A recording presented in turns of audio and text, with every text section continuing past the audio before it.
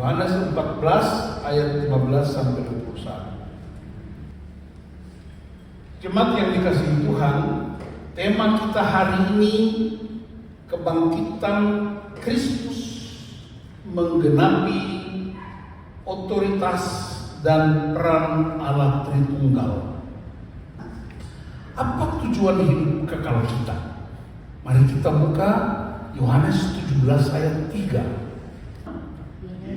Inilah hidup yang kekal, yaitu bahwa mereka mengenal Engkau satu-satunya Allah yang benar dan mengenal Yesus Kristus yang telah Engkau utus. Jadi hidup kekal itu mengenal Bapa dan Kristus. Kata mengenal itu artinya hidup intim, akrab, dalam hubungannya. Bahwa benar Yesus di surga, amin, tidak ada yang bantah. Berarti kalau kita intim dengan Bapa, berarti kita tinggal bersama Bapa di surga. Bilang amin. Tapi sekarang kita belum di surga, kita masih di Tanjung Priok, bumi.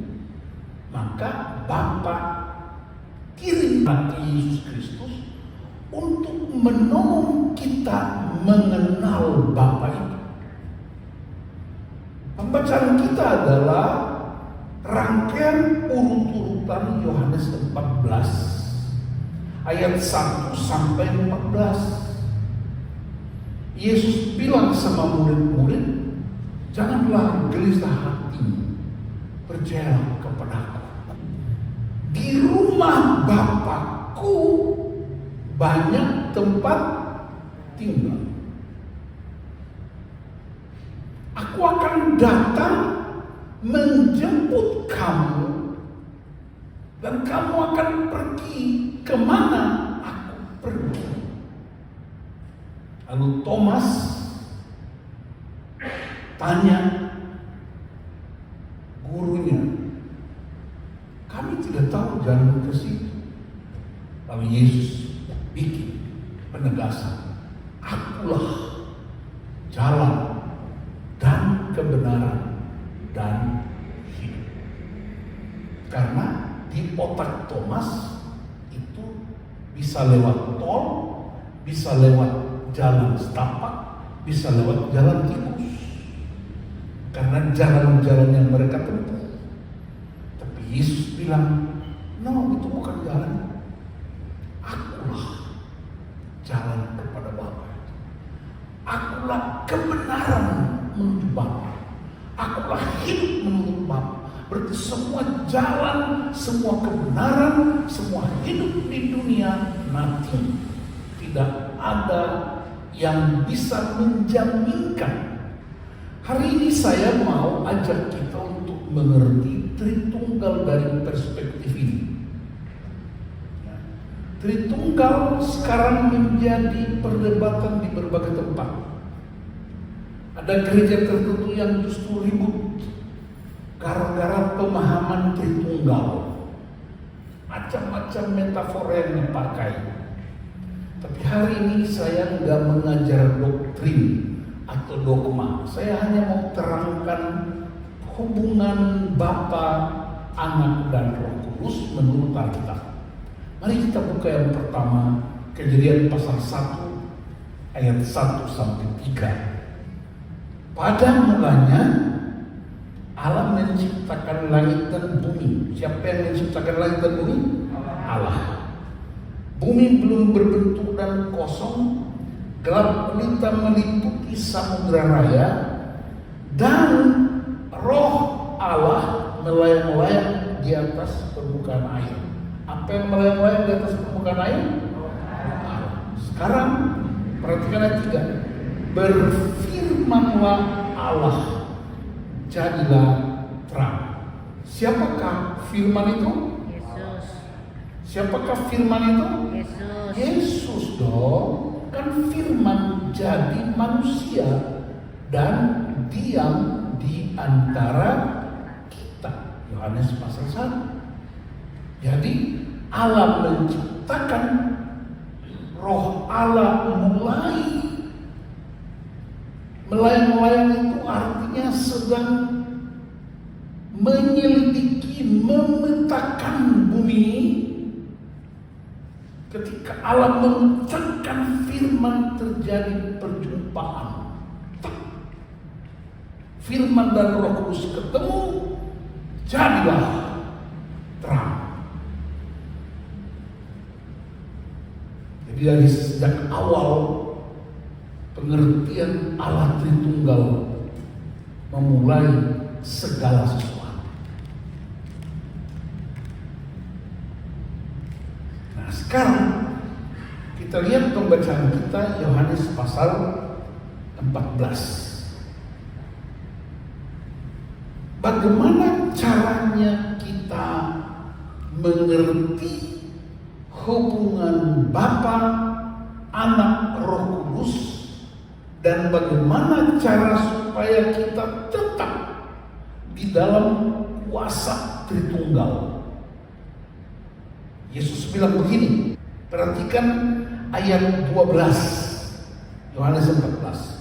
Sesungguhnya Aku berkata kepadamu, siapa yang percaya kepadaku, ia akan melakukan juga pekerjaan-pekerjaan yang aku lakukan, bahkan pekerjaan-pekerjaan yang lebih besar daripada itu, sebab aku pergi kepada Bapa.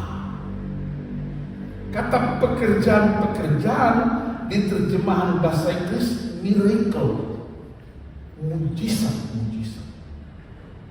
Jadi 3,5 tahun Yesus tidak hanya melakukan explanation, tidak hanya menyampaikan firman, tidak hanya mengajar, tidak hanya menerangkan firman, tapi dia menyertai pengajarannya dengan mujizat-mujizat yang nyata di depan mata mereka. Ada orang sembuh, orang lumpuh berjalan, orang buta melihat, orang terikat dilepaskan, orang kusta ditahirkan, orang mati dibangkitkan, air berubah jadi anggur, 5.000 orang makan 5 roti 2 ikan lebih 12 bakul. Semua pola mujizat itu Yesus tidak sekedar memamerkan kuasa di bumi, tapi dia sedang menerangkan dan membuktikan bahwa Bapa itu nyata, bukan semua opini, bukan semua hoax, bukan sekedar Bapa. Siapa Bapa?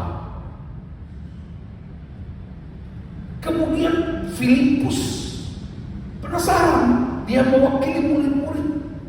Tuhan, Guru, tunjukkanlah Bapa itu kepada kami. Itu wajar, pertanyaan yang sangat manusiawi. Karena Yesus bilang, aku kembali kepada Bapa. Filipus bilang, kasih tunjuk dong, supaya kami puas. Yesus bilang apa? Filipus, 3,5 tahun kamu berjalan sama aku, masa kamu gak kenal Bapa? Akulah Bapa.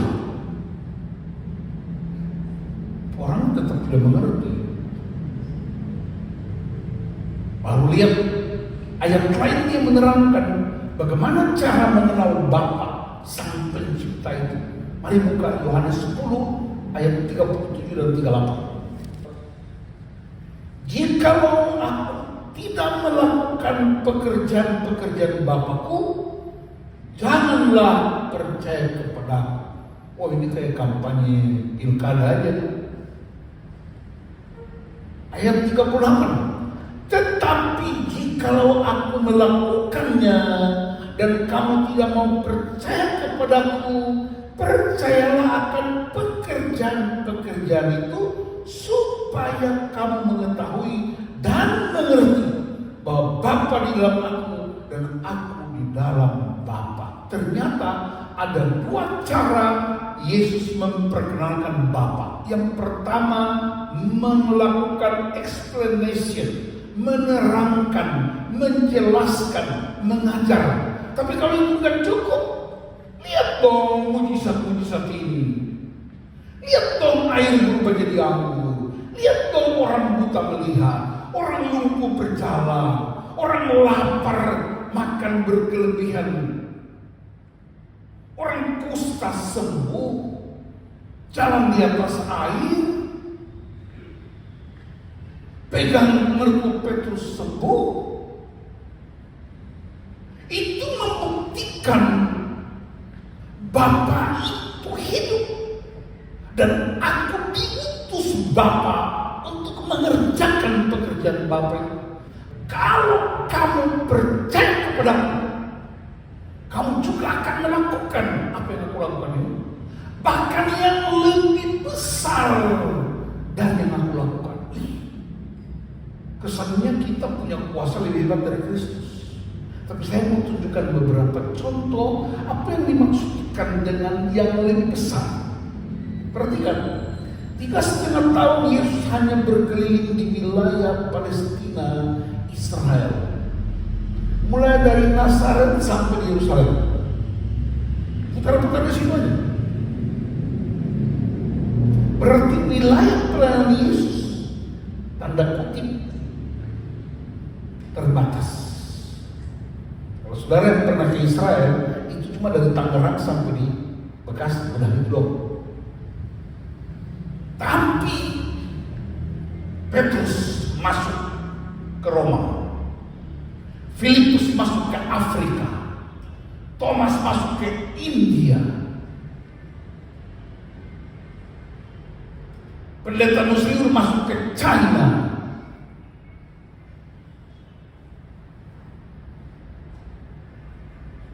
dan seterusnya. Itu menunjukkan bahwa kalau kamu percaya kepadaku, pekerjaan-pekerjaan yang melakukan ini akan mencakup seluruh bumi. Berarti luas jangkauanmu jauh lebih besar. Itulah otoritas. Bukan kuasa kita lebih hebat dari Yesus, tapi jangkauan pelayanannya luas. Yang pertama, itu yang disebut akan melakukan pekerjaan yang lebih besar. Ini jangkauan luasnya. Jangan salah mengerti seolah kita lebih hebat dari Yesus. Bukan. Dia beri otoritas. Yang kedua, Yesus pernah membangkitkan Lazarus yang mati 4 hari. Tapi di Soe, di Timor, Meltari, seorang penginjil terkenal, orang mati 100 hari didoakan dan bangkit. Itu fakta. Kuasa Kristus yang begitu hebat. Karena Yesus diutus Bapa, dalam Yohanes 17, aku juga utus kamu. Pekerjaan yang aku lakukan, kamu tidak bisa lakukan. Cuma satu syaratnya, kalau kamu percaya kepadaku. Nah, pertanyaannya, apa bukti bahwa aku percaya Kristus?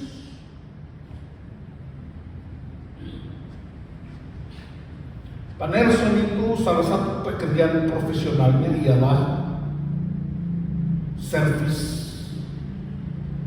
AC. Betul Pak?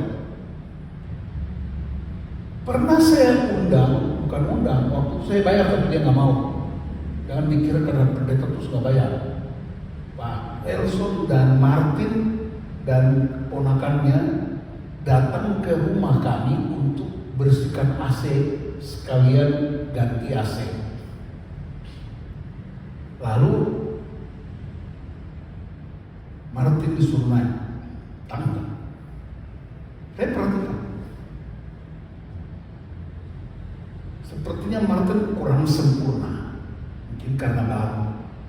Dia turun, terus Pak Nelson naik lagi, dia perbaiki. Saya bilang, ini yang disebut pemuritan.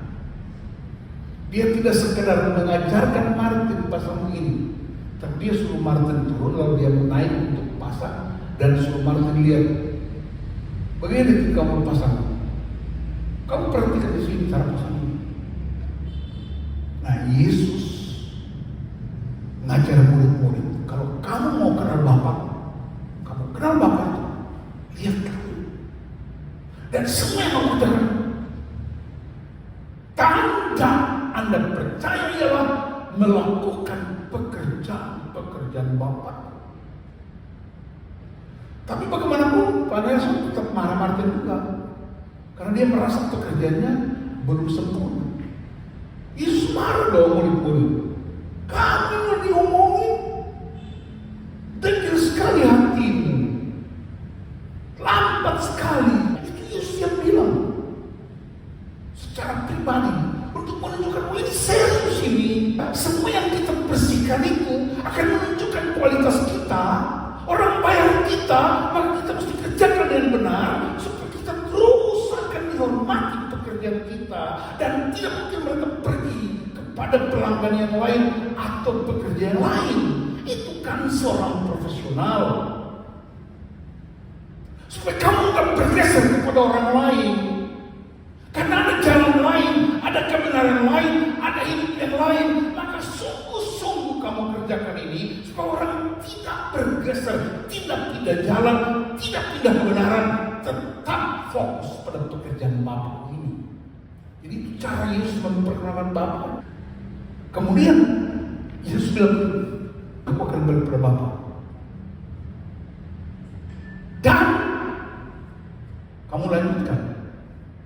Tetapi aku akan minta kepada Bapa. Dia akan kirim kepada penolong yang lain, yaitu Roh kebenaran, menolong kamu untuk mengingatkan semua yang aku ajarkan kepadamu, untuk menerangkan apa yang pernah aku ajarkan kepadamu, untuk menghibur kamu. Jadi saudara perhatikan ya polanya. Nah, Roh Kudus itu dia nggak datang tiba-tiba masuk, nggak bisa.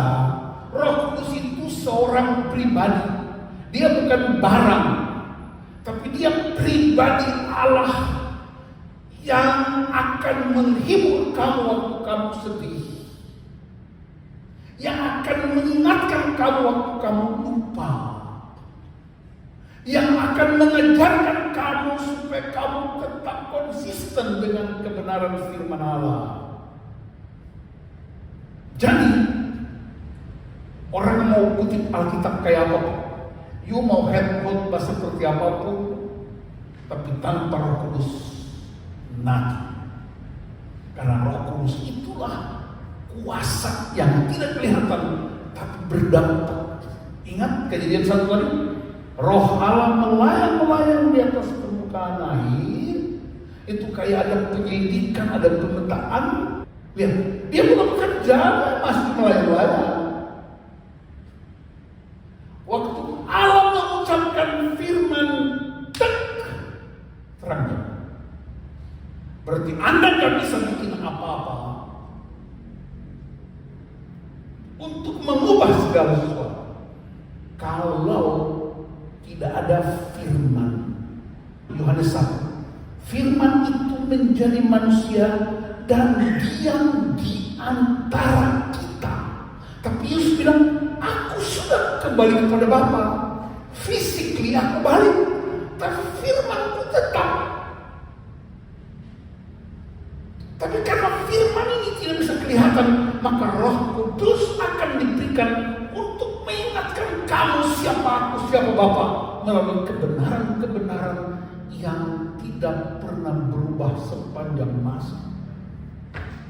Itulah sebabnya warga gereja, pribadi, keluarga harus punya kebenaran firman di dalam hatinya. Bilang amin.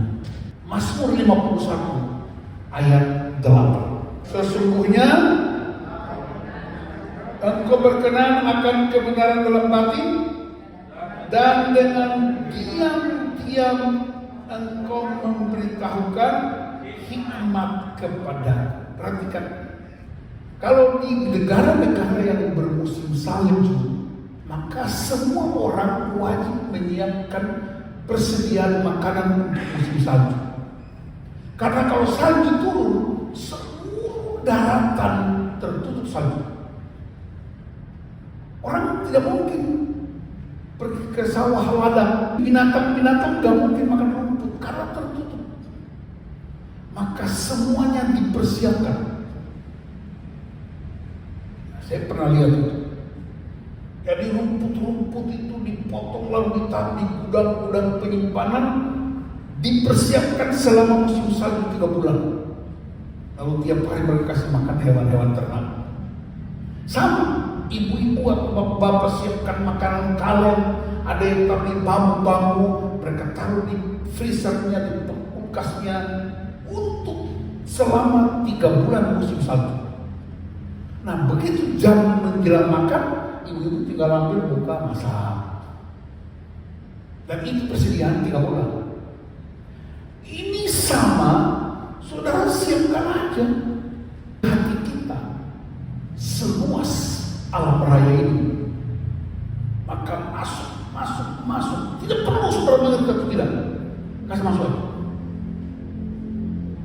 Kita siapkan aja di sini. Nanti waktu saudara menghadapi problem apapun, saudara tinggal connect. Tuhan tolong. Roh Kudus pasti tolong. Kenapa? Sudah ada persediaan di gudang. Itu yang dia keluarkan menjadi hikmat sehingga kita ambil keputusan. Tapi kalau ini kosong, padahal kita penelitian baru bilang apa? Firman itu pedang roh. Waktu saudara menghadapi masalah, rohnya mau cabut pedang, katanya doang karena pedangnya si tumpul. Firman itu pedang roh, bukan untuk membela Roh Kudus. Roh Kudus tidak perlu dibela. Dia nggak bela Yesus. Roh Kudus ambil pedang roh yaitu firman untuk bela kita, karena engkau sedang menghadapi dunia yang bisa mematikan itu. Kekhawatiranmu, ketakutanmu, kesedihanmu, firman itu akan diangkat Roh Kudus untuk bilang, Ibu Rita, aku lebih mengasihi engkau daripada dirimu sendiri. Ibu Yanti, aku mengasihi engkau lebih daripada tante. Pak Leo, aku lebih mengasihi engkau lebih daripada Ibu An. Itu kan pola. Makanya kenapa gereja dorong kita untuk baca firman? Bukan supaya kita tahu Alkitab, supaya kita bikin persediaan. Karena setiap hari kita bisa tergoda. Begitu kita nyetir mobil di jalan raya dan ada orang nyalip kita, mau marah tiba-tiba, istri bilang, Pak, jangan Pak. Itu Roh Kudus sedang bekerja mengingatkan. Oh iya ya, kalau aku lawan dia apa bedanya sama dia? Ini Roh Kudus itu bisa bicara melalui mulut istri, mulut suami, mulut anak-anak, bahkan mulut pembantu sekalipun. Caranya Tuhan tolong kita. Tapi you mesti punya persediaan di gudang. Roh Kudus bilang, aku mau tolong, tapi apa? Pakai apa tolong kamu? Karena Allah berfirman, roh Allah sambatkan jadi terang.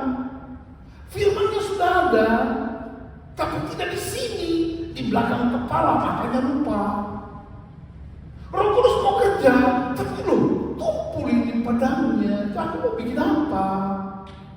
Dengan kata lain, Allah itu dia menghormati free will, kebebasan manusia. Dan ayat itu bilang simpan di batin. Saya pernah bilang ini dan ulang lagi. Kalau ibu yang potong hati babi atau hati ayam atau hati sapi, begitu dipotong saudara akan temukan. Tunggu dia matang dulu baru potong. Di dalam hati babi atau hati sapi atau hati ayam ada urat-urat macam-macam, banyak sekali urat-urat kecil. Nah, di dalam urat kecil itu namanya batin Bahasa Inggrisnya subconsciousness atau alam bawah sadar. Jadi firman itu mesti masuk sampai ke dalam. Sebab kalau kita cuma tahu saja firman, pengetahuan toh, kita akan menjadi sombong. Karena hanya sampai di otak kita. Tapi dia mesti masuk ke batin. Itu yang membuat seluruh tubuh, kata Paulus, dikuasai oleh firman. Sehingga aku tidak bisa bikin apa-apa. Itulah sebab esok kali Paulus bilang, ketika aku lemah, aku kuat. Karena ketika dia lemah, kuasa itu mulai bekerja membangkitkan hidupnya. Jadi kesimpulan hari ini, mau mengenal Bapa, lihat Yesus. Tapi Yesus tidak ada, Pak.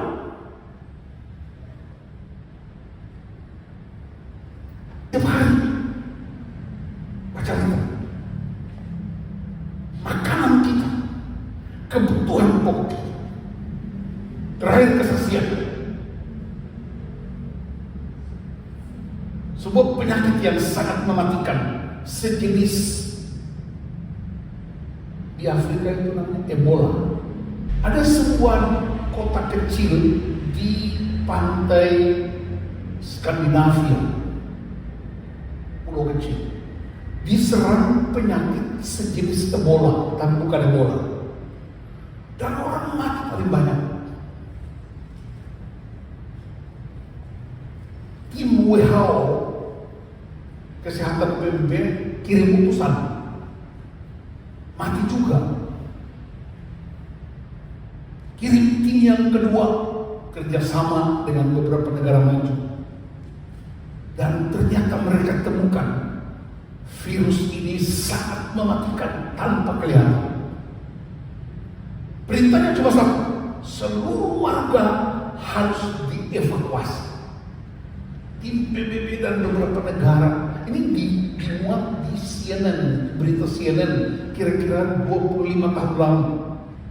Satu keluarga, suami istri dan 2 putra tidak mau dievakuasi. Tim PBB, pasukan PBB harus evakuasi. Kami tidak mau. Kenapa, Pak? Kami punya obat. Kami tidak terkena virus. Boleh kami periksa? Silahkan. 4 orang itu diambil darahnya, lalu tim ahli PBB memeriksa. Saudara tahu apa itu dia? 4-empatnya bersih, sempurna. Lalu Bapak itu bilang begini, boleh kita coba?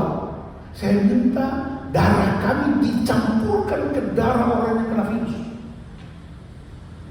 Dan dicampurkan, kemudian diperiksa. Para ahli memberi kesaksian, seorang wanita dari Inggris. Dia bilang dia lihat dengan mikroskop yang sangat canggih. Ternyata darah 4 orang ini bisa makan itu darah orang itu dan virusnya mati. Lalu petugas tanya, apa obat kalian? Kok kalian gak kasih tahu buat masyarakat? Saya udah beritahu, Pak. Kami beritahu berkali-kali. Saya sampaikan itu tidak bosan-bosan. Malah saya dihina seperti Nuh membangun bahtera di atas gunung. Dihina. Lalu PBB bilang, boleh kami periksa obatnya? Bapak itu masuk ke kamar dan dia keluar. Dia bawa obat. Dia bilang, ini obat.